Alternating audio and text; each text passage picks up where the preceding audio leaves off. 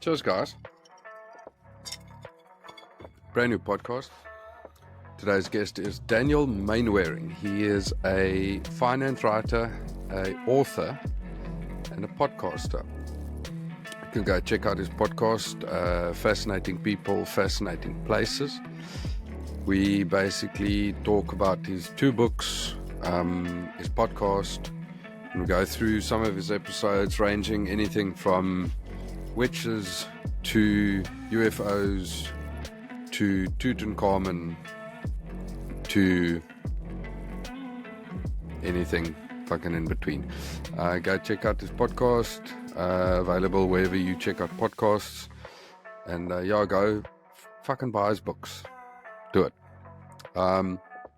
If you're new here, I hope you enjoy the episode, and if you are back for some more punishment, if you're a repeat offender, please go like and subscribe and comment and fucking press a bunch of buttons.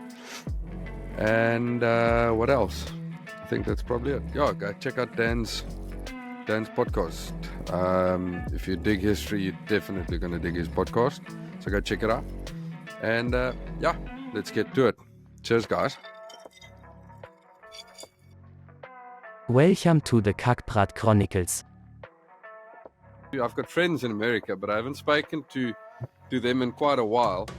What the hell's going on with the fucking UFOs that you guys are shooting down, and the what's the Chinese spy balloons and all of this? What the fuck's going on there? Yeah, it's weird because it kind of blew up with the whole spy balloon thing. And then it turns out, I guess they've been coming over for years and nobody really paid any attention to it. But suddenly now the press kind of focused on it. But then these other ones are really weird because they keep changing the story. They were talking about one over the Yukon. Initially, they said it was metallic, kind of looked like a cigar. And they had Canadian Coast Guard, American Coast Guard there. They had where it was. They were going to get debris.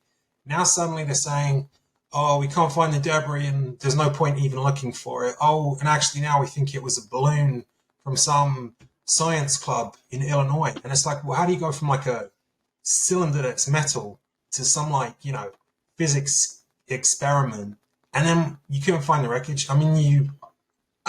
It's like a national security threat. You're shooting down this thing with F-16s. And then it's like, oh, we don't know what happened to it after that. And similar with the Michigan one as well. They were talking about this octagon thing, the size of a bus. And now they're just like, oh, maybe it was just a weather balloon. It's like, it sounds a lot like Roswell, like 70, 80 years ago. It's first off you have one thing and suddenly they just wheel out some kind of balloon and like, oh, nothing to see here. So, I don't know. People here are skeptical. Obviously you have a lot of UFO type people, but then other people are thinking, was it some kind of top secret US military thing that the regular Air Force wouldn't know about? They might have fucked up some experiment, blown up something from the US government. But yeah, it's causing a lot of intrigue. But I think the biggest thing now is just the fact that they keep changing the story and sort of downplaying it now to, oh, it was benevolent. Like, we don't know what it was, but it was probably commercial and benevolent. Well, surely then there would be a commercial enterprise would come forward and be like, hey, you blew up our project, But so... someone would claim it. Right. You would think, right? Even if it was just to get attention for, hey, I'm the guy who built the balloon that everybody thought was a UFO, you would think somebody would come out and say that. Not just be like, oh, okay, well, never mind, I'll just keep quiet. And it just doesn't make sense, the whole thing, I've heard some chatter that now obviously this is also not very conspiratorial, but I've heard some chatter that this is just sort of like an eye blind. This is to take everyone's sort of minds off the fact that they're apparently going to release some of that the Epstein logs, right. The sellers lists, and that's Right. that's to get people's sort of to draw the conversation away from that, so that everyone talks about the UFOs and not talk about that. Not that stuff. With all the Twitter stuff going on now, Yeah. it's interesting times, Dan. Interesting Well, it's times. also strange because over here, I don't know if it was on the news there, but there was this massive train derailment out in Ohio, and Mm. it's got like no coverage at all. And then they decided to like burn off these chemicals. They're like, oh yeah, it's perfectly safe. It creates this massive mushroom cloud over this whole town. All the fish are dying, people are sick. And they're like, no, it's fine, it's completely harmless. And there's like no news coverage at all. You see some stuff maybe on like Fox or Twitter or like local news, but something like that, normally you would think that would be a pretty big deal. But there's like nothing. We're just talking about these weather balloons and shit. So again, yeah, that's another angle for the distraction argument. Because, I mean, the locals there are saying, oh, this is like the American Chernobyl and the government are doing a cover up. Yeah, I But, saw that. Yeah. I'm not a scientist. I don't know how bad the chemicals are, but just the fact there's no coverage of this. I mean, it's peculiar. Yeah, it's very interesting. I had a chat with a friend of mine about. We spoke about the Joe Rogan episode. I think it was probably last week somewhere. That they spoke about how the FBI and all of these branches they're much more integrated into stuff like Facebook and Twitter and Instagram, and they sort of I think they control the narrative a lot more than what we really know about, and they sort of not cover up stories, but they make sure that certain stories get the limelight and certain stories don't. And as you said, there's no coverage about this Palestine fucking train derailment, Right. burning shit, and yeah, you don't see anything about it. The weirdest thing about that too is I don't know if you have, but a couple years ago they made a film about the train getting derailed with this big chemical spill, and they filmed it in that town. And they even Yeah. had like some of the people were extras in the movie. Now the same people are talking about the real thing. I mean, that's like pretty freaky. Yeah, it's almost as if they practiced for it. Right. I mean, that would like freak me out. If anybody else wanted to come and make a movie in that town, I would be like, well, what kind of movie is this? Like fucking alien invasion or, you know, you can't take any chances. No, it's crazy, and I almost feel like there's so fucking much happening now. I mean, there's all of this bullshit happening in America. There's the earthquakes happening in Turkey. The weather's fucking out everywhere. Was there not like a typhoon or something what hit New Zealand a week or two ago? Right. Yeah. There's so much going on that it's beginning to it's a bit freaky. Yeah. I mean, like, here you've got a lot of, it was kind of ironic because on the one hand, right, you have a lot of these right-wing Christian evangelicals, right? And they're like, oh, we don't believe in global warming, climate change isn't real, blah, blah, blah. At the same time, though, then they're pointing to these things, saying, oh, yeah, see, this is happening because it's like the end of times, it's the apocalypse. It's like, well, a minute ago you said this isn't unusual. Now you're saying it's like, the end of the world. But there's a lot of, I guess, on both sides of the spectrum, kind of panic about stuff. Because, you got more progressive people worried about global warming and stuff. And then you got other right-wing people thinking that the Antichrist is going to pop down any day. And, so everybody's a little freaked out.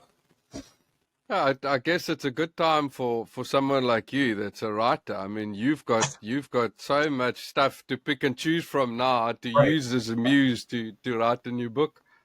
Right, exactly. Yeah, I mean, there's plenty of material out there, so plenty of interesting people to talk to as well. So it's definitely a time to sort of harvest, I guess.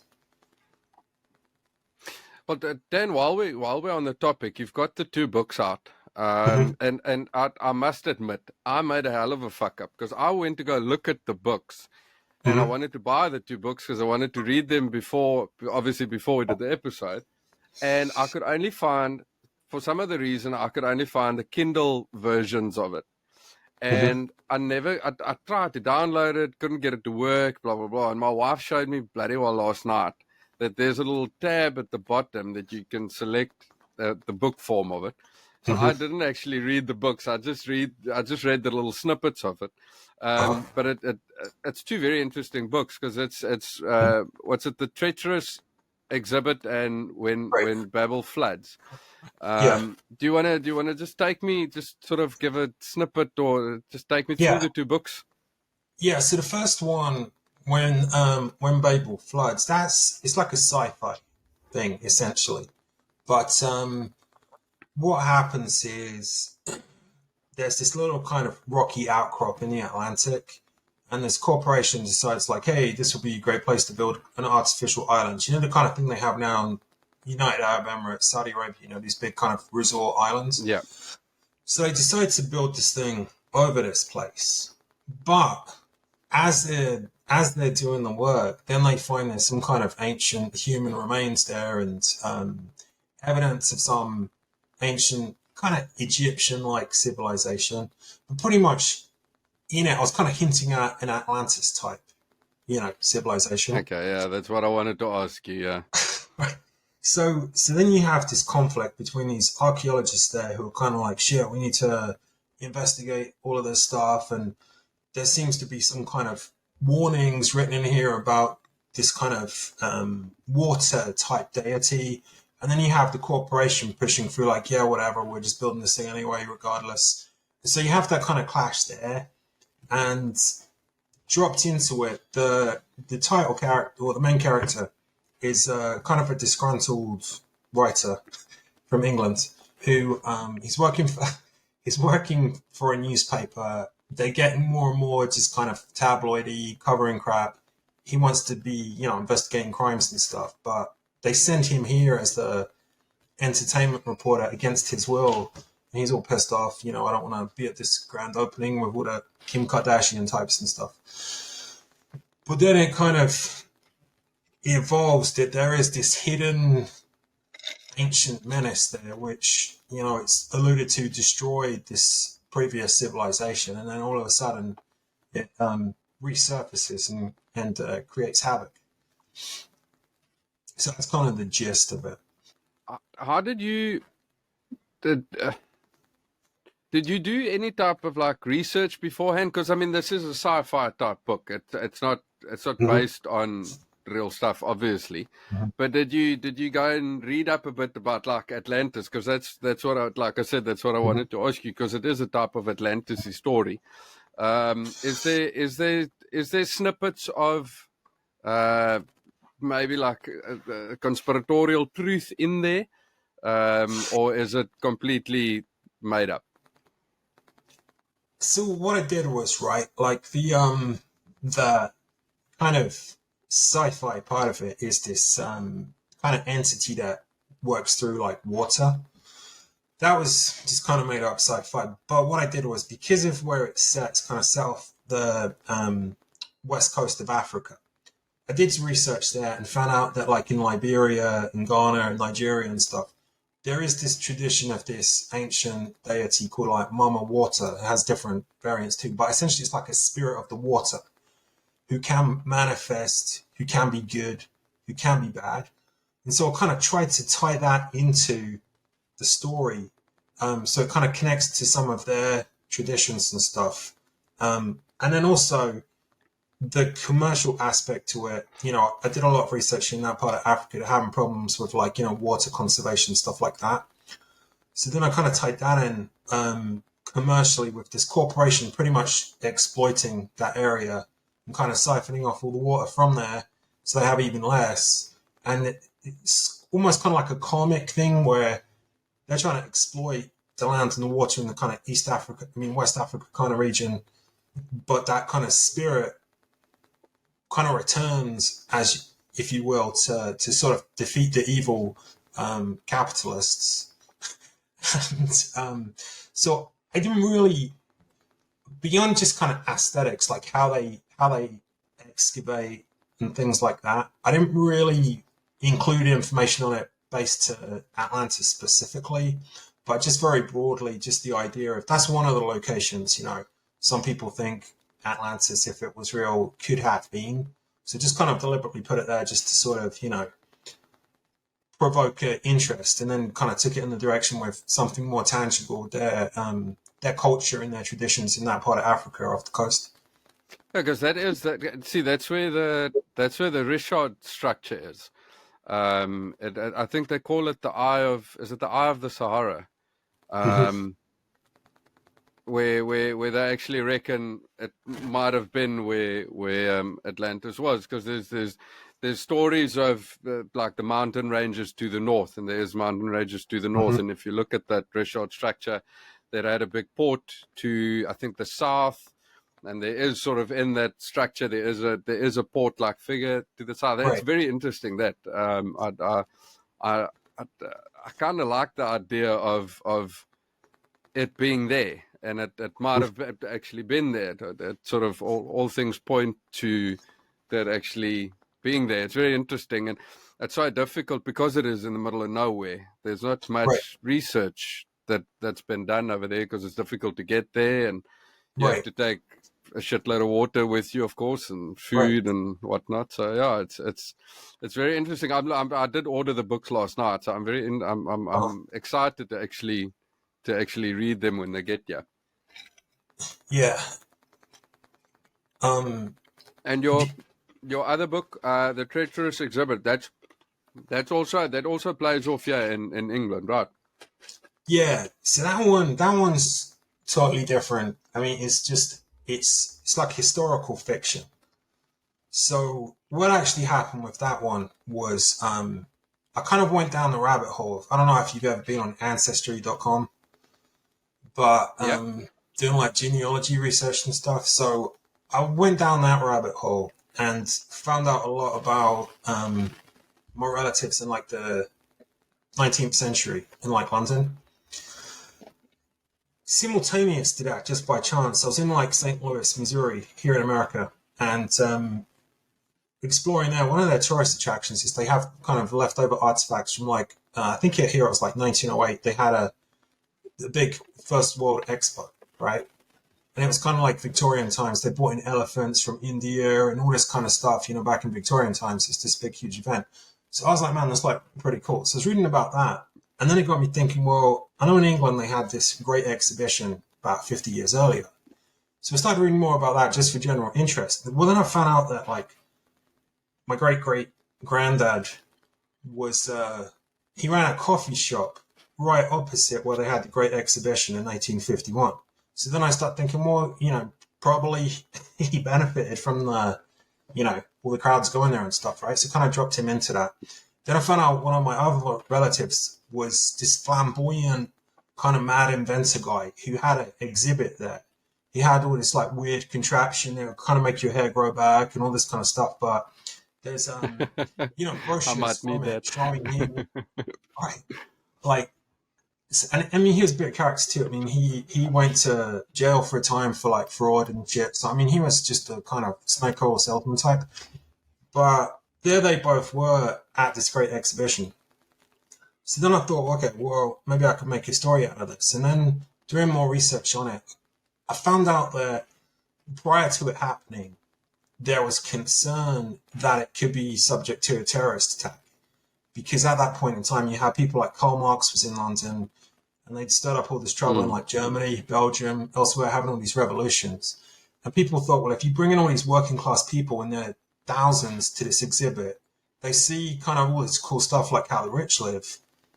There's going to be, a revolution, or there's going to be a terrorist attack or what have you. So it never happened like that.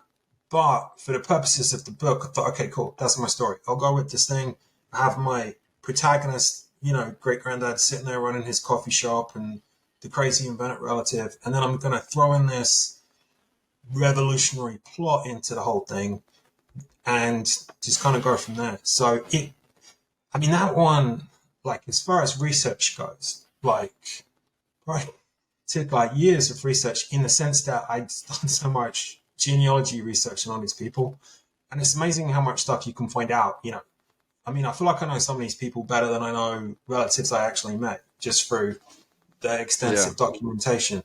I've got some of them popping up as witnesses in Old Bailey trial records and all kind of stuff. So I had a pretty good idea. One of them got transported to Australia for stealing the change jar at a pub and stuff. So I have this whole Bloody hell. menagerie of kind of relatives there and this historic event. And I thought, all right, let's just stick these two things together, you know?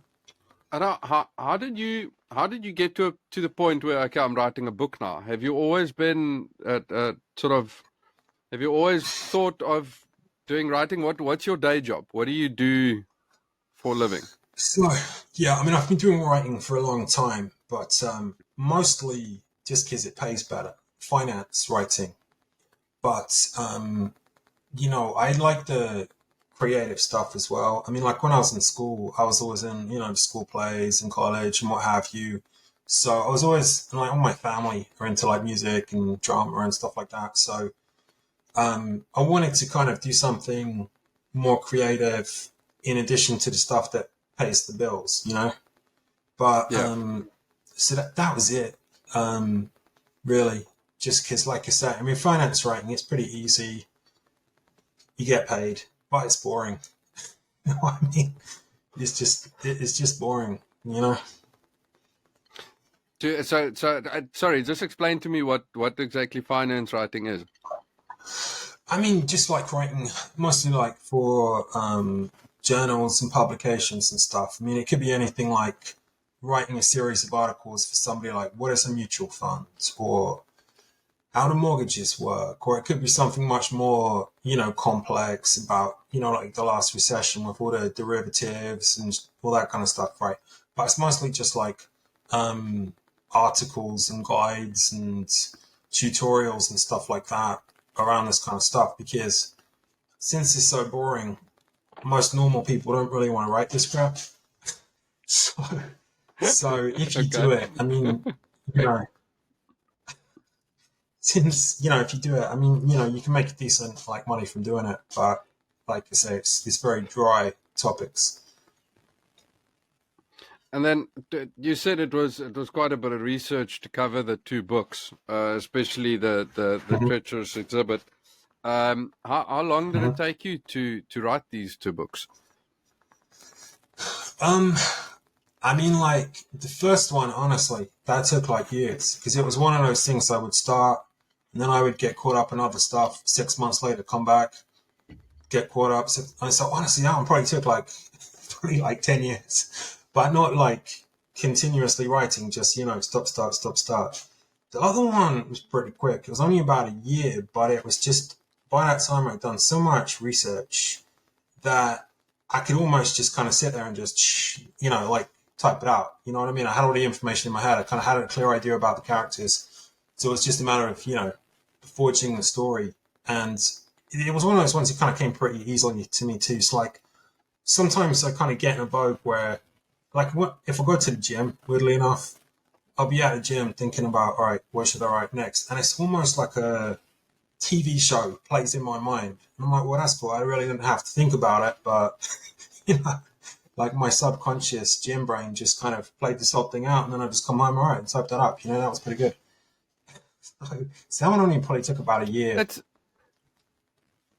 it's interesting that you say that, because I've been stuck on the idea of where ideas come from. I've been thinking about it for quite some time, mainly because of the podcast. Is Mhm, I obviously you try to ask questions when you interview someone that mhm. hasn't been asked before, and I've been stuck on this train of thought of how do you think of something new? How do you Right. I, I, I can't get my mind to get further than that thought, and Uh-huh. it's interesting that you say it's sort of like it's like a TV show. It just plays off in your mind, Right. and you're almost like just observing it.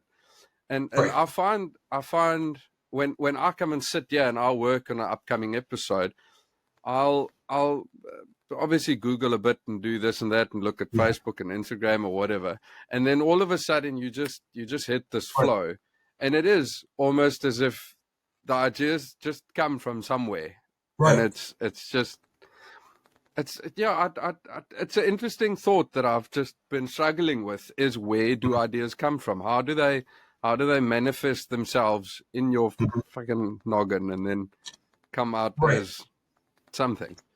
Well, it's funny because I was watching this documentary about Nikola Tesla, and on that they were talking about him, and I mean, he kind of, I don't know, saw it more as like, a vision or an angel or something telling him these ideas. But pretty much it seemed like with him it was the same thing. He just like be sitting around at home smoking his pipe or whatever, and then suddenly it's like, hey, Tesla built this machine, and it just all kind of just ran out in front of his head, and he wrote it down. So I mean, I'm not saying that, I'm not trying to compare myself with Tesla intellectually, but the thing that I thought was funny when I watched that show was when they were talking about it and they were saying, "Oh, this is so weird," and I was thinking, I mean, isn't that just how it is? You know what I mean? As far as where ideas and stuff come from, but yeah, Yeah, yeah. Like I said, I'm still stuck on that. I can't, because it is. I think there was a Joe Rogan episode a while back where they spoke about he writes when he gets hmm high, and then he'll write, and it's almost as if he locks into this different piece of something, and then the hmm jokes and the stuff just come, and it's almost as if ideas are a living thing, and hmm they just sort of manifest and move through you, or and yeah, it's a very fucking airy fairy what fucking situation thing, and I think I've spent too much time thinking about thinking. yeah. No, I mean, it's funny. Where It's kind of like as if your brain is just like 24/7, just churning out stuff. But somehow you're not attuned to it because you're focused on other stuff, and then suddenly you like slip. Like, oh wait, and when it's like data kind of comes pouring forth, and you're like, well, that's pretty cool because my subconscious figured all this crap out when I was doing something more important, I guess. so how did you start? Because I mean, obviously, okay. So you're writing these books. hmm You're doing the finance writing. hmm Where did you get into the podcast? Because you've obviously, this is how me and you connected, was Yeah. through your podcast, Fascinating People, Fascinating Places. hmm Um, how did that start? How did you get into that? So actually, years ago, one of my friends kept on bugging me because she was like, you're doing all this writing stuff. You need to get into podcasts. That's kind of the next step. And I was like, I really don't want to do that. But what happened was, America's so big, and whenever you want to go anywhere, it's like a road trip. So you're in the car for 10, 15, 20 hours. So basically, just getting tired of listening to like, Bon Jovi's greatest hits or whatever. Like, we ended up just like listening to more and more podcasts. And then I was like, actually, this is pretty cool. This is just like a different avenue to kind of versus writing. And it's more interactive, obviously, because, you can, it's one thing interviewing somebody and quoting them on paper. But if you can just like actually have them talking to you, or, like when you're trying to write something, like in my mind, so like when I'm writing my book, I was imagining like a soundtrack, it's like a movie playing, so um, but how do you convey that to the other reader? Whereas if you do a podcast, it gives you more control over the audio experience and stuff. So pretty much just through all those long road trips, I'm like, hey, actually, this is pretty good vessel for this kind of thing. It gives me a bit more control, gives me a bit more flexibility to make sure that people actually experience what I want them to, versus just like words on a page and then kind of filling in the blanks. It's interesting because funny enough, I got into podcasts pretty much the same way as you did, where I was the last few months that we were in South Africa, I was in sales, and I was on same as you. I mean, I was on the road a lot, 3-4 days a week, and exactly same story. You get tired of listening to the radio, you get tired of listening to the same playlist over and over, and I got into podcasts, and it is that thing of you almost feel part of the conversation, where Yeah.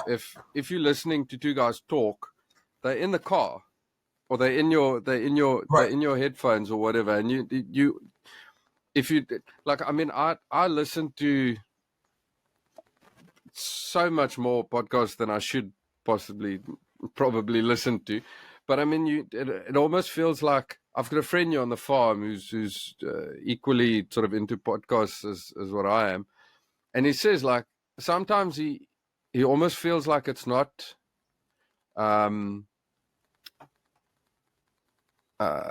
what how can I say this, like it's not healthy, because you feel like we listen to so much podcasts that you feel Hmm. like you know this person, and at the end of the day, that's the only conversation that you have is Right. in your head with the people doing the podcast. Right. But I kind of enjoy that because you feel like you get to know people. I mean, I've listened now to so many of your podcasts that I actually feel like I know you, and it's so weird meeting you now Hmm. for the first time, and because also you build sort of like an idea of what someone looks like up in Hmm. your head, and it's so cool actually meeting you.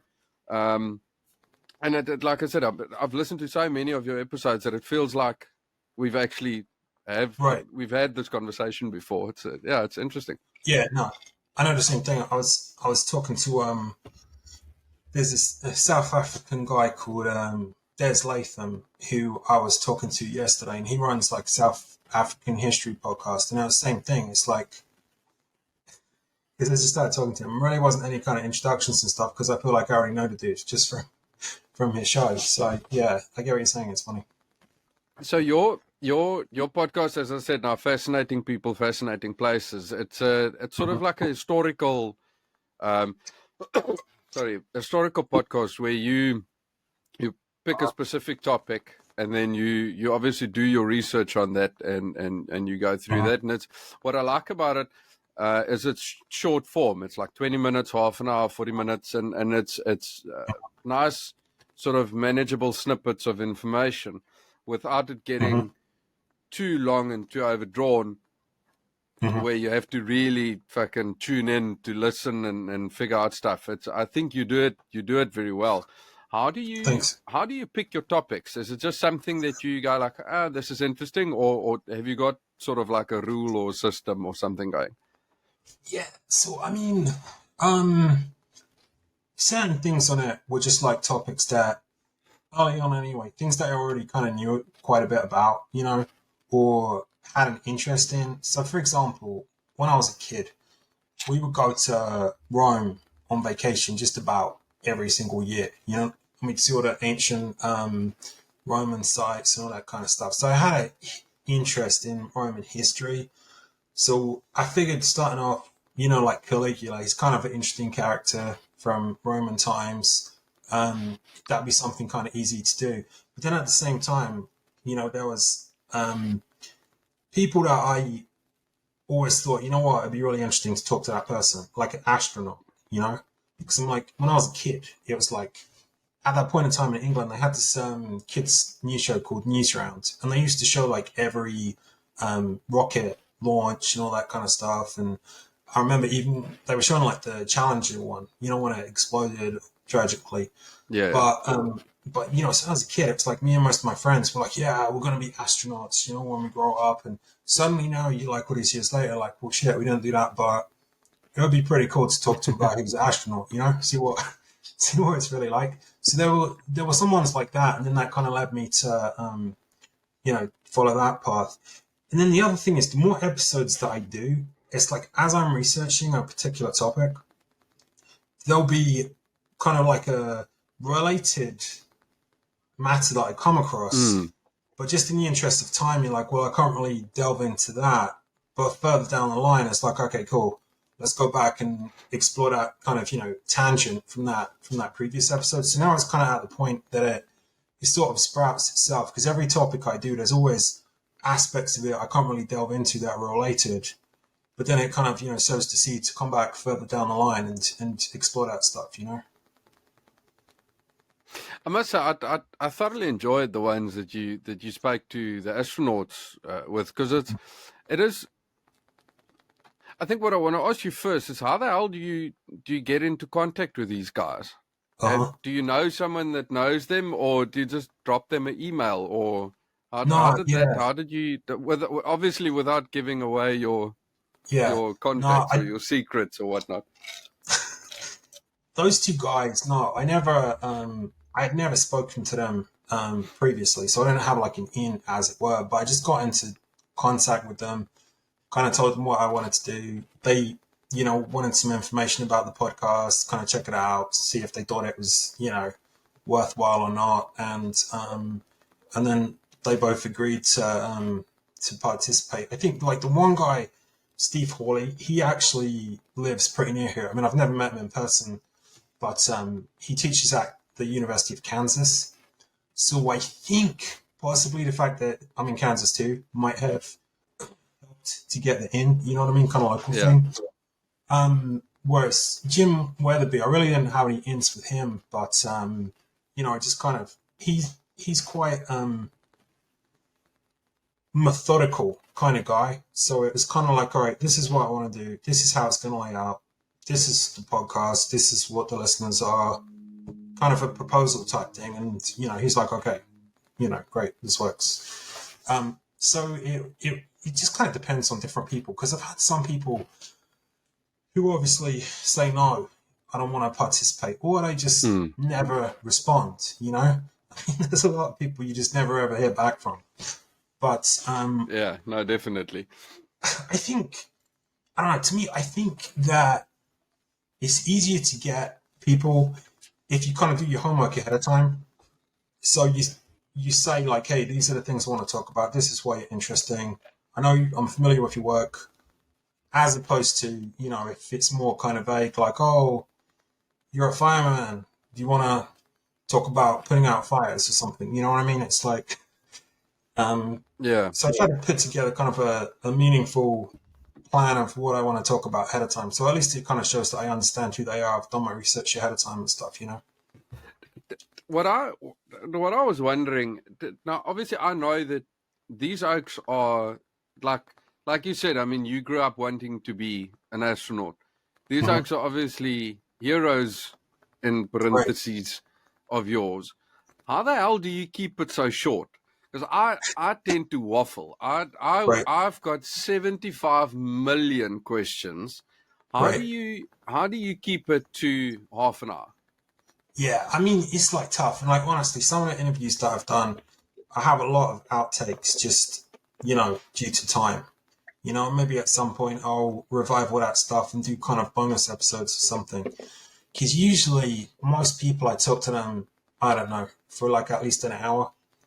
But then once you kind of eliminate all of the buts and ums and what have you, I just try to narrow it down to like what are the key points. Another thing that I do honestly too is sometimes if I've seen elsewhere they've already extensively shared a particular anecdote or story, then I'll kind of chop that and focus on stuff that I haven't really seen them previously share, just so that way if there's somebody who's out there, oh yeah, I know this guy, I want to read about him. Okay, well, here's some different material, not just the same 5 anecdotes that he's given to 10 other magazines or what have you.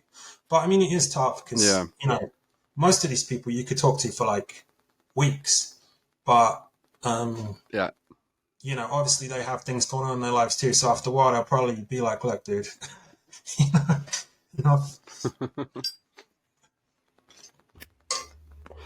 Yeah, it's I mean that's sort of like a bit of a callback to what I said, where ideas come from is you want to ask them stuff that they haven't been asked before, but also the interesting stuff that they've done. Obviously, people have asked them.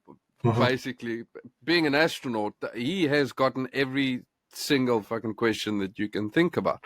But I must say, what I like about your episodes is that, especially if you watch it on YouTube, the production value is quite high. That's why I struggle a bit. Is I don't have all the time to do all of that editing and stuff. I just cut and paste this all together and I put it out there and this. But I must say, I tend to. obviously me and you don't do the same type of podcast. Right. Yeah, it's different. It's a bit different. Mhm. But yeah, I like it because it's factual and it's straight to the point. And Mhm. yeah, I really do think you do a very good job. Cheers. I wanna ask you a bit about especially the astronaut Mhm. episodes. Let's do this. You've now spoken to, you said 2 astronauts, right? Mhm. Yeah. What do you reckon of what's your opinion about the Flat Earth Society? I mean, Because it's just, obviously you've spoken to guys that have been in space, so yeah, it's just one of those baffling things to me that, I mean, how do we keep bringing this thing back, you know? Um, I don't know, I think that maybe it's just that these days there's so much disinformation and propaganda and people are so suspicious that, you know, if you start going down the rabbit hole of not believing things, then there's like no boundaries in the end. So you start thinking that everything is fake. So as far as the Flat Earth Society goes, I mean, honestly, I thought about covering them at some point in time, but I just there wasn't enough information from their side for me to even be able to pretend to take them seriously. And I didn't want to just like yeah. bring them on, just kind of take the piss, you know what I mean?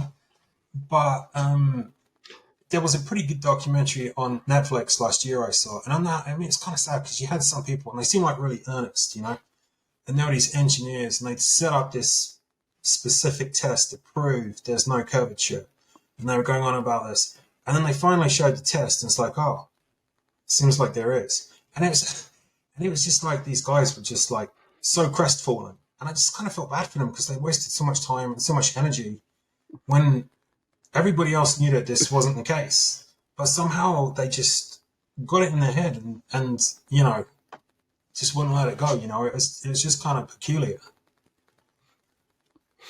It's interesting for me because it's I feel like it's a perception thing. Like I think the flat earthers just see stuff differently. And it's funny because if you talk to astronauts, and I think one of the guys on your episode actually said like the perception of time and speed is Mm-hmm. differs from where you look at it. Where if you're sitting in Correct. the shuttle and in a launch, I mean you are moving at tremendous speeds. But if you're Right. standing 10 or 15 kilometers away or however far it is, a launch actually looks very fucking slow. It looks like it's moving Yeah. very slow up in there. And it's that perception of what's going on. Mm-hmm. Also the same, I think one of the guys said, like, moving when they are in space, like, it looks Mm-hmm. like you're moving very slowly if you look down to Earth, but in reality, you're moving at, like, almost, I think, something stupid, like 18,000 miles an hour.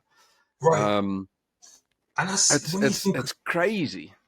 right. And when you think about it, I mean, to me, that's the most terrifying thing when he talked about the speed. Like it's Jim Weatherby, and you have to lock onto this space station, like precise, like millimeter control when you're coming at that kind of speed. So yeah, you kind of have the optical illusion of it being slower. But I mean, in reality, like I mean, who would even want to try? You know, I mean, it seems to me the most terrifying thing, which is one of the reasons that I admire these people, especially him because I mean he was like a test pilot too. So the other Mm. astronaut, Steve Hawley, was like a scientist. So essentially he was a passenger on the ship, which obviously he had his skill set and he's brave going up, but being the actual pilot for it, controlling this whole thing, is billions of dollars of equipment, all these other people's lives. I mean, you gotta be pretty brave to take on that responsibility. So yeah, it's crazy. Yeah, that was very interesting when you spoke to the guy that actually, I think he piloted 6 missions, if I can remember Yeah, correctly. yeah, What was interesting is he spoke about the mental discipline of all of this. Well, like you said, I mean, you're moving at tremendous speeds, and you have to dock to something else while you're moving at these tremendous speeds. But in actuality, the other object is also moving at sort of like the same speed. So Right. you're gaining and losing a tiny bit to sort of dock to this thing. So movements that you make now is only going to come through in 2 or 3 minutes, and you have to Right. sort of you have to have that focus and sort of awareness of what's going on. It's that was genuinely a very interesting episode. I think I listened to that one twice just to make sure that I got all the information, because it does get not necessarily technical, but when he talks about the mental discipline about all of it, I think it flows through to you. I mean, it's applicable to a lot of other stuff besides flying a spaceship. Yeah, the funny thing about that episode too was that he wrote the books. After that, he went and worked in the private sector, and he's all about kind of making action plans so things don't get screwed up. So you always have like backup plans. You consider every contingency. And so we talked about that on the podcast as well. And like usually whenever I'm recording a podcast, I record it 2 different ways. So that way, if anything goes wrong, I've got like a backup. Well, for whatever reason, the day that I interviewed him, I was like, you know what? I've never had a problem with this. So I'm just going to do the single recording this time. Not worry about the backup. So then get off the thing with him, and my computer goes mental and crashes, deletes the whole thing. So then I had to like call him back up. I'm like, hey, it's kind of awkward. See, this is what we were just talking about, but can we do this whole thing again? So, I mean, luckily he was cool enough about it. He did it all again, but it was just kind of ironic. You know what I mean? It was like a real life example of not forward planning. Yeah, I think that's one thing that that people don't always think about if they just listen to a podcast. I mean, I've had similar situations where, I mean, with my podcast, I do all of it over the internet. I'm in the middle of nowhere here in England, and I talk to people like you in America, or people in South Africa, or people in Greece. I mean, I'm reliant on the internet, and there's lots of stuff that you have to sort of make work to make an episode work, where if you've got someone on the other end of a table, it's obviously a lot easier. But there's also there's a cadence, or I mean, you do sort of have a way of talking, because there's just that tiny bit of lag that you've got over the internet, where it is person to person, but it's not really. And it is what I found not troubling, but it is interesting, is me and you never have eye contact. That's something that you never really think about, because if I look at you, I'm not looking at the camera. If I look at the camera, I'm not looking at you. So we never have eye contact, and that's also something that I find very interesting with this. Is you have a conversation with someone for an hour or 2 hours or 3 hours without ever having eye contact. It's funny you mention that, actually. Yeah, I mean, it's kind of weird too, because when you see yourself on the screen, I feel like everything is kind of backwards as far as left versus right and what have you as well. So it's kind of disconcerting. Are you still there? Sorry, Dan, I lost you there. I love how just as we're talking about having computer problems, we've got computer problems, internet problems. Yeah, that's fine. Yeah, it's bound to happen. Sorry, we're talking about eye contact. Yeah, no, I was just saying, like, it's like weird too, because I feel like I guess it's kind of like looking in a mirror, but a lot of times it's disconcerting because I feel like I'm trying to move right, but then on screen it looks like I'm going the other way, and the whole dynamic is just kind of weird. Yeah, it's a weird thing. I want to ask you one more thing, and this is just a funny little question as we're on the astronauts. You've also got episodes about UFOs. Yeah. And what's flippin' kiff about that whole thing is that you've actually spoken to people that have said that they've seen these things, and they've been what do they call it, the experiences. Yeah, because there's first kind and second kind and the fourth kind and all of that. Where did you find these people? So, well, that guy, like in America, there's this organization called MUFON, which is like the Mutual UFO Network. So it's kind of like a pretty large enterprise. And basically, I just got in touch with them and said, "Hey, I'm doing a episode on this," and then they kind of directed me to Bill Konkoleski. He's one of their, you know, sort of key people, but he's also written books on the subject, and he claims to be a alien abductee. So, so they just kind of directed me to him, and then he said, "Yeah, cool, I'll come on the show." And then the other guys, um, I've been doing research on, because in America we all know Roswell, Area 51, and what have you, right? So I was kind of like, I want to get a different perspective, like somewhere else in the world. And so I found that in Sweden, of all places, they have a pretty big kind of UFO investigative thing, similarly to MUFON. And so I reached out to them, and that guy, Klaus on, he hasn't seen anything himself per se, like, or at least nothing, ET coming to his house, but maybe objects, stuff like that. But he's like a investigative journalist, so he's extensively researched the stuff, and he was an interesting one too because he had a lot of insight into really weird stuff that doesn't really get the coverage here because we, have our own UFOs, But and then beyond that, I came across a guy, like a university professor, called Greg Eghigian, and at the time I was doing the podcast, he had a show here in the United States about UFOs, and he's kind of unusual because he's a university professor who's teaching a class, kind of saying, I think this could be real. And so I contacted him, and then just to balance it, there's a guy that I kept coming across on UFO stuff. Whenever there was a UFO reported thing, there was this guy called Robert Schaefer who always seemed to pop up as the quote of the skeptic, saying this is bullshit, and he always had some explanation. So just to kind of get both sides, I emailed him, and he's like, "Yeah, great. Any chance to sort of say that UFOs are fake?" So yeah, it was interesting. It was interesting because the guy Konkoleski, the guy who says he had extensive contact, he claims, with UFOs. And it was really weird talking to him because I had the sense that he was being completely honest and straightforward and kind of in a way vulnerable, sharing his stuff.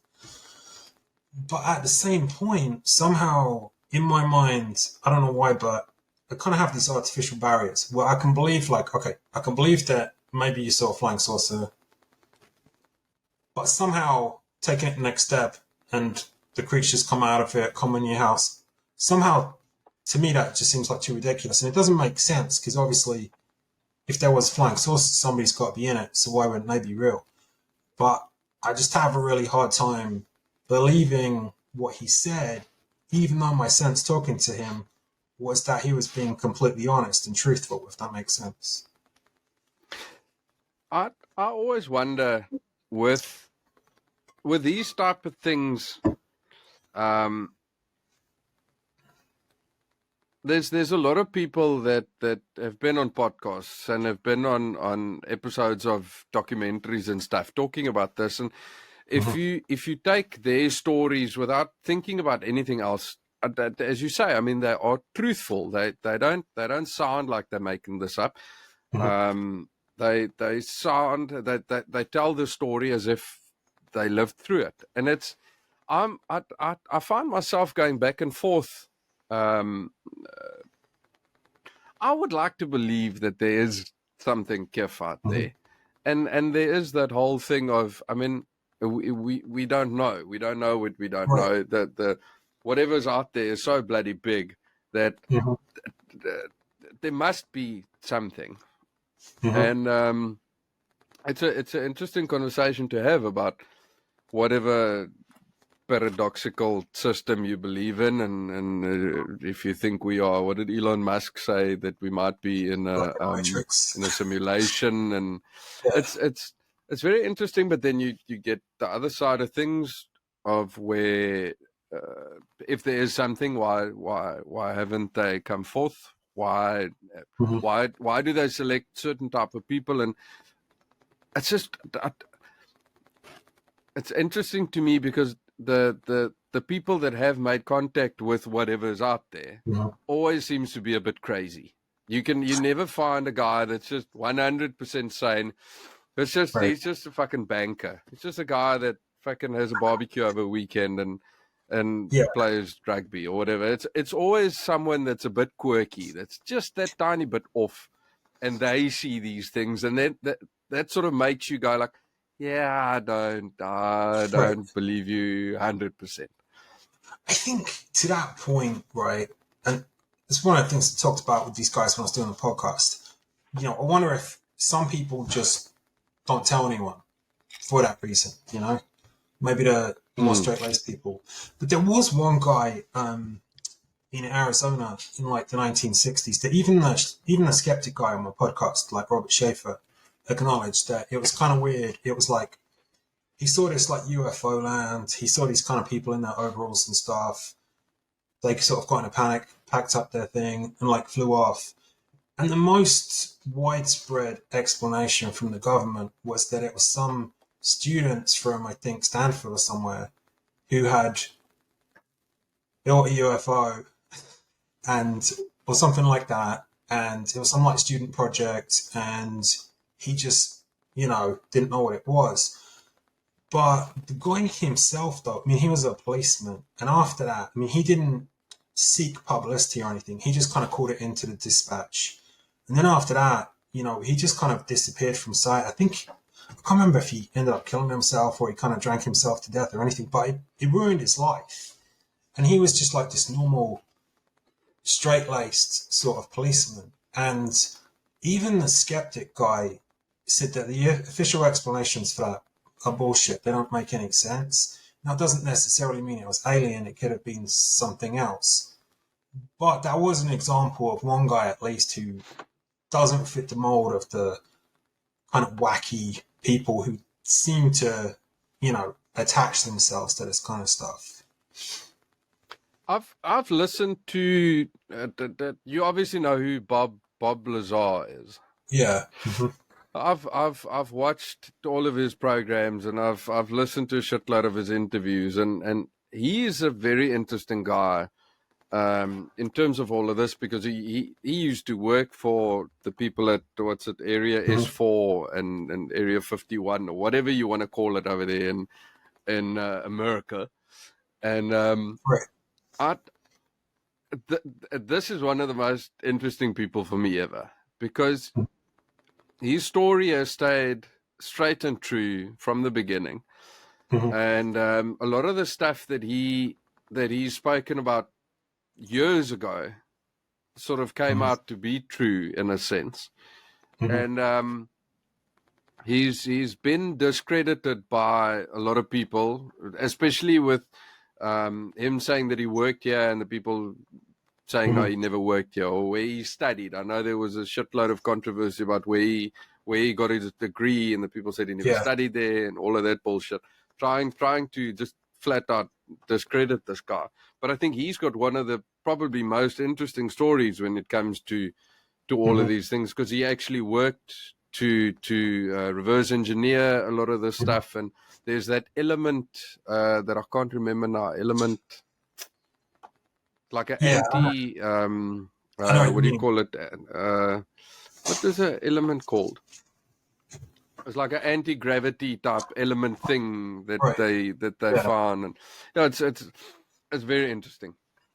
Yeah, I mean, it is interesting about him because, like, the whole airline thing about like Area 51 and how they had this sort of secret airline flying them in and all this kind of stuff, and everybody was like that wasn't true. Now they admit that it was true, so he knew that part of the story. Also, he did develop some weird kind of nuclear device himself that he made a lot of money from commercially, and it's like, well, if he faked his education and he didn't go to MIT and all this kind of stuff, how in the hell would he have done that? You know what I mean? It doesn't correlate to some like bum who dropped out of high school or something, built like some kind of nuclear reactor. I mean, it just it seems improbable for somebody without, great training to do that. So I use it. Where do you land? Where do you land on all of this? It's obviously it's not now. They've made it more PC. It's not called UFOs anymore. It's what Yeah, UAPs UAPs. now. Where do you? What's your opinion about this? Where do you fall on it? I think that, like, I think there's probably like life, just statistically speaking, on other planets, even if it's just some microorganism, just based on the lower averages, right? I think that probably a lot of stuff that we've seen is probably government stuff or advanced tech stuff that we just don't know about. But like you said earlier, we don't know what we don't know. And if you look at like quantum physics, they keep doing weird experiments in quantum physics and finding out strange stuff like a particle can be in two places at once. And, we still haven't really figured out what dark matter is. So I think the biggest challenge to the idea of aliens coming here is just how in the hell you get from, the other side of the universe with, the speed of light here. But I mean, if through quantum physics and stuff, as some scientists claim, there's sort of ways around the laws of physics, then it sort of opens up the door to everything. You know what I mean? So I would say that I'm open-minded to it, but I don't have enough information to rule it in or rule it out yet. I'm just kind of waiting on these quantum physicists to finish all their work, and then they can tell me. Yeah, it's interesting. I do think that if we're dealing with something or someone, whatever you can call it, some them, to be PC terms about it nowadays, Right. I think it might be a situation where we are a blip on the screen. We ants. We are little bugs, and if you look down on an ant colony, they're not necessarily looking up and saying, "Well, there's a person looking at us." I think there might be something here, or someone here, or some what here, and we just can't see it, or can't we're not in the same sort of not necessarily realm, but we're not in the same spectrum, and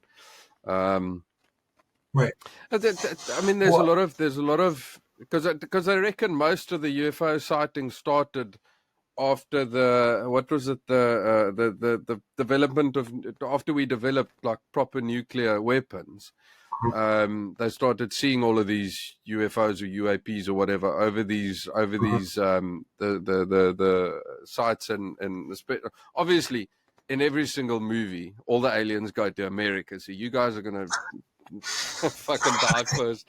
But it's just interesting with all of these blips that they pick up around these naval sites and stuff like that. It is as if something is just watching us develop fucking nuclear weapons and seeing that we don't blow up Earth. Yeah, and I mean, I guess to your analogy, like, you probably won't spend a lot of time paying attention to the ants, but then if you notice the ants suddenly start building a massive nest on your doorstep, you're probably going to catch their attention more. But another thing I think is kind of interesting too, though, is that, like, if you think about religion, a lot of these, Christians, Hindus, what have you, there are a lot of elements in that, I mean, you could look at it just being semantics. If you're calling something otherworldly, be it an angel or a demon or a Martian, either which way, it's something that's smarter than you and doesn't come from Earth, right? So it's like, I mean, are they one and the same? Or is it just all like we have a tendency to imagine the same kind of things, and just over time we use different terminology to describe either what we imagine or what could be real? But I don't know, it's just I was watching a show the other day and they were talking about Genesis. And it's like, in that, I mean, like, Eve essentially was like cloned from Adam. I mean, it's just like he took out Adam's rib, and then from the rib made this woman. Well, I was watching this documentary and they're saying that on that some of the experiments they've done with sheep, when they try to like clone Dolly the sheep and stuff like that, they tend to use the rib bone because it's one bone you can kind of take out without causing too much problem. So if you were to try and clone a human, red would probably be the bone of choice if you took it to your lab. And I Yeah. thought, well, I mean, it's pretty random for these ancient Israelites just to have guessed. You know what I mean? Now, I mean, yeah, maybe they did, and it just had some kind of symbolic meaning, but it's interesting, at least, I would say. You know what I mean? No, shit, definitely. I think this is a tangent that I want to go down on. I just really need to pee quickly. If we can just break for like 2 minutes. Yeah. Okay, so we are back. It's interesting when you bring in religion to any of the things that we've spoken about tonight. It's sort of an interesting aspect of it, because I mean, in any shape or form, religion is it's a man-made scaffolding system to make sense of things that we can't understand. It doesn't matter which form of religion you take. It is at the start of it. It is man-made. It's you take stuff that doesn't make sense, and you give it positive or negative attributes, and you take that to whichever religion or whichever deity you believe in, and then it becomes very interesting, because you can put it in terms of the UFOs. You can go, well, no, but it's not UFOs. It's fucking angels that came to fetch me, or whatever. And I think when you go into sort of like the history of anything, you'll find religion embedded in there somewhere, and that sort of carves the road. I mean, that's you can almost find it in most of your episodes. You can find a piece of religion in there somewhere. Two of the episodes that I just quickly want to touch on is the Egyptian, the one that you did on the pharaohs, and also the one that you did on the witches of Denmark, both of which have got massive religious sort of aspects to them.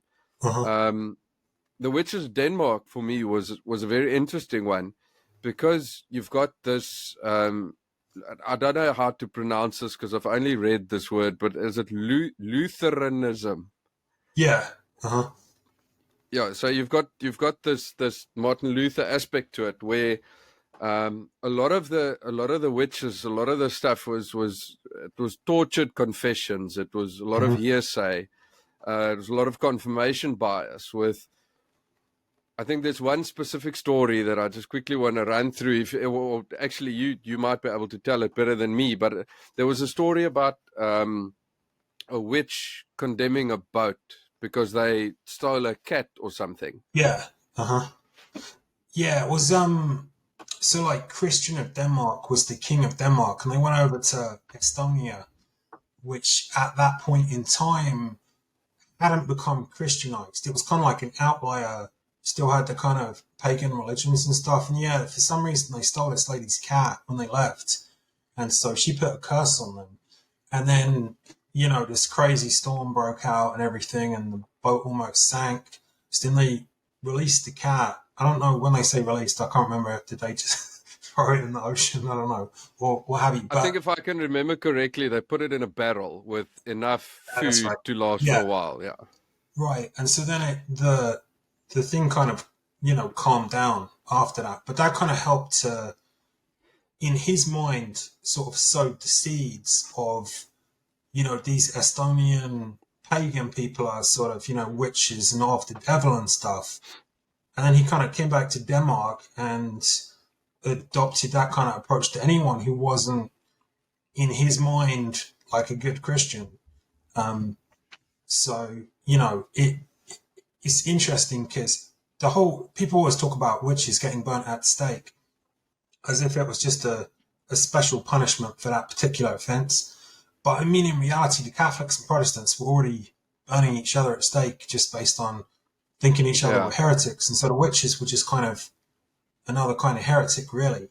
But, you know, it was, it's kind of weird too, though. Funnily enough, I was talking to I was talking to a witch this morning. um, I love it. In no other profession or no other job you can say the sentence that you said now. Funny enough, I was talking to a right. witch this morning. And the thing that I asked her about it was that you get this criticism now from historians when they talk about the witch hunts and stuff, as if it's just entirely made up, the whole witchcraft thing, and they would just kind of round up any unpopular, ugly-looking old lady in town that no one liked and just blame her for the crop, falsely accuse her of being a witch, and then just like kill her. But I was asking the witch, I'm like, this lady claims to have all these traditions passed down through her family for generations and generations of different kind of pagan stuff. And I'm like, so I mean, based on that, then presumably there were people who were witches. Now maybe they didn't fly around on a broomstick and stuff, but as opposed to this narrative that the whole thing was just conjured up by some zealous priest. And she was like, yeah, I mean, she feels like a lot of people were innocently accused, but I mean, there were people practicing witchcraft. Now, whether or not they had any special powers and stuff, I don't know. But I mean, I don't want to say like they weren't innocent, because I'm not advocating burning witches today. Yeah. But I mean, it is a bit more complex than, certainly in America. There's so many TV shows about Salem witch trials and stuff, and they make it seem as if all these people are just these good, happy little Christians who falsely got accused of something ridiculous that doesn't even exist. It's always interesting for me because you've got I hate that I say interesting so much, but the stuff is just fucking interesting. It's always interesting because it is that thing of whoever controls the power controls history in a sense, and with that goes, I mean, you control whatever people believe in, and that brings in religion as well. And then with that, especially with your episode on the pharaohs in Egypt, they had this fun little game of whoever's in power would just delete the fucking guy that was in power before them, delete all of their history, just burn everything or throw it in the Nile or whatever. And we've lost so much information in terms of that, where we don't know what happened in that time period, especially when you talk about the Egyptians, because I think the perception of time there is a hell of an issue. Because I think one thing that people tend to forget is the Egyptian reign was, I mean, we talk about thousands of years. You had in the times of the Egyptians, you had Egyptian archaeologists looking at stuff of the Egyptians. Right.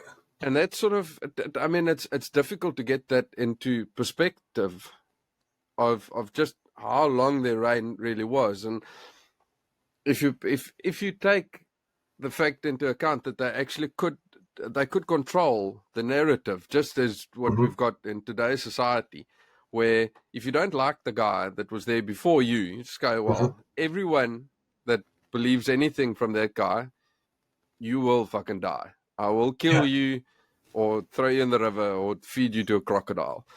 And it's actually, in a sense, it's so sad because there's so much that we don't know now, because there's so much information that's been lost, all in the name of power, or all in the name of religion, or I mean, the Dark Ages are there's a great sort of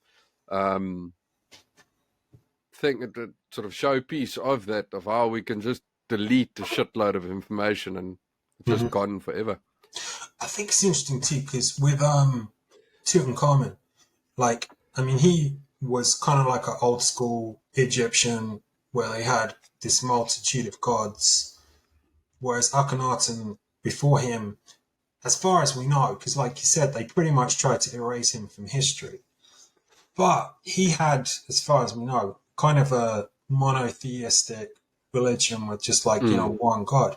The thing that's kind of interesting about that to me is because he would have kind of been almost contemporary with the ancient Israelites.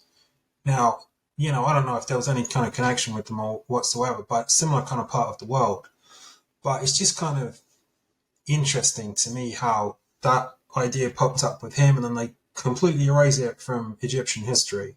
And then, like thousands of years later, we find a few little snippets here and there, like, oh yeah, seems like this guy had similar ideas to the Israelites who were pretty nearby. So it's not surprising in a sense, but it could add a bit more of a nuance to, how religion evolved in that part of the world, as opposed to just being entirely kind of separate groups with their own specific thing that they always adhere to, which obviously wasn't the case. It is. It's definitely a. I want to say interesting again, but it is it is definitely interesting how they tend to go. They tend to go narrow and then they go broad and then they go narrow and then they go broad, and it's all dependent just on who's in power, where they go. As you said, like, listen here, all of this is basically the same thing. So we're looking at this, and then the next guy in power says, no, we're going to split it up, because you've got a god of sun, and you've got a god of the water, and you've got a god of war, and you've got a god of this, and you've got a god of that. And the next guy coming in says, no, man, it's all just emulsified into the same thing. We're all just looking into the same thing. And I think there's aspects of that in each and every religion that we know of. I mean, if you just take Christianity, how many little rivers of Christianity do you have today? It's almost been, I don't want to say watered down, because that's a bit of a shitty word, but I mean, it's almost as if it's just open to interpretation. You can just believe what you want to believe, and then you make your own little, Right. for lack of a better word, cult, and go Right. with that. Because it is, at the end of the day, I do feel like religion is we all believe in something, but it's a man-made thing. It is, at the end of the day, a man-made thing. We don't have anything besides just faith. And I think that's what makes my, let's call it a job, my job and your job with a podcast, actually so easy, because you've got so many corridors to go down, and you've got so many people to talk to. And yeah, fuck, I'm so glad I got to meet you now, because it's just so cool to actually talk to someone that's got the sort of same, not necessarily endpoint in mind, but the same thought process about just fascinating people and fascinating places. Yeah.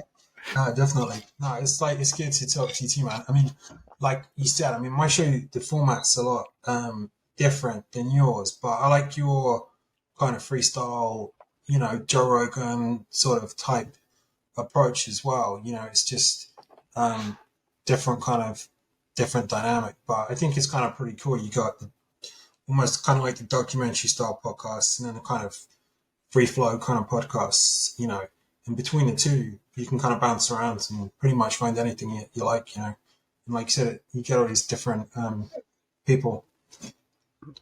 Yeah, I mean, for me, it's basically, I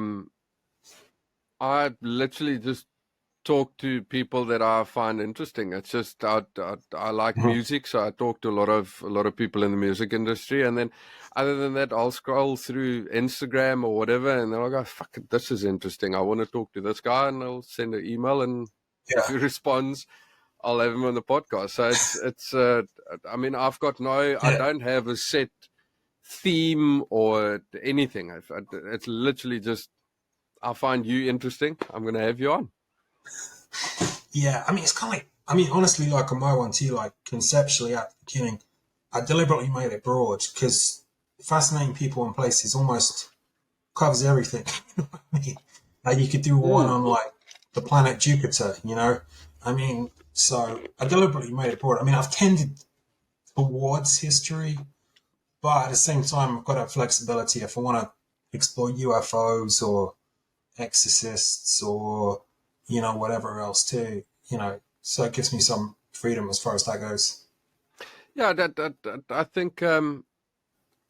think we can also definitely talk for hours and hours and hours. But I'd like to stay in touch, and I'm very glad I met you. And I'd like to do another episode if we've got time somewhere, because this has definitely been fun from my end, and as I said, I'm very glad I met you, and all the best for your podcast. If you can just take a minute and just tell everyone where they can find you and where to look for you. Absolutely. So the podcast is called Fascinating People, Fascinating Places. It's available on Apple, Spotify, iHeartRadio, pretty much all of the major broadcasters, and new episodes every other Friday. So it's bi-weekly. And then you've got a YouTube channel as well, huh?